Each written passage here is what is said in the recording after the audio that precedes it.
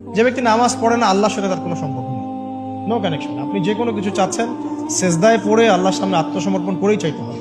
ওয়াসজুদ ওয়াক্তারিব, আল্লাহ পাক কি বলেছেন? সেজদা করো, নিকটবর্তী হও। ব্যাখ্যা অনেক করা যায়। নামাজ না পড়লে কিন্তু মানুষ কুফরিতে লিপ্ত হয়। যে ব্যক্তি মান তারাকা সালাতান মুতাআম্মিদান ফাকাদ কাফারা, যে ব্যক্তি সালাতকে অস্বীকার করে। এই জুমার রাত চলতেছে না, কালকে জুমার দিন। জুমার দিন একটা সূরা পড়তে হয়। সূরাটার নাম কি? জোরে বলেন। সূরা কাহাফ জুমার দিনে তেলাওয়াত করলে এক জুমা থেকে আরেক জুমা পর্যন্ত আপনার এই যে হায়াত, এটা ইমানে নূর দিয়ে আল্লাহ ভরে দিবেন ইনশাআল্লাহ। যে ব্যক্তি নামাজ পড়ে না আল্লাহর সাথে তার কোনো সম্পর্ক নেই, নো কানেকশন। আপনি যে কোনো কিছু চাচ্ছেন সেজদায় পড়ে আল্লাহর সামনে আত্মসমর্পণ করেই চাইতে হবে। ওয়াসজুদ ওয়াক্তারিব, আল্লাহ পাক কি বলেছেন?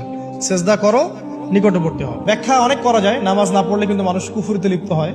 যে ব্যক্তি মান তারাকা সালাতান মুতাআম্মিদান ফাকাদ কাফারা, যে ব্যক্তি সালাতকে অস্বীকার করে। এই জুমার রাত চলতেছে না, কালকে জুমার দিন। জুমার দিন একটা সূরা পড়তে হয়। সূরাটার নাম কি? জোরে বলেন।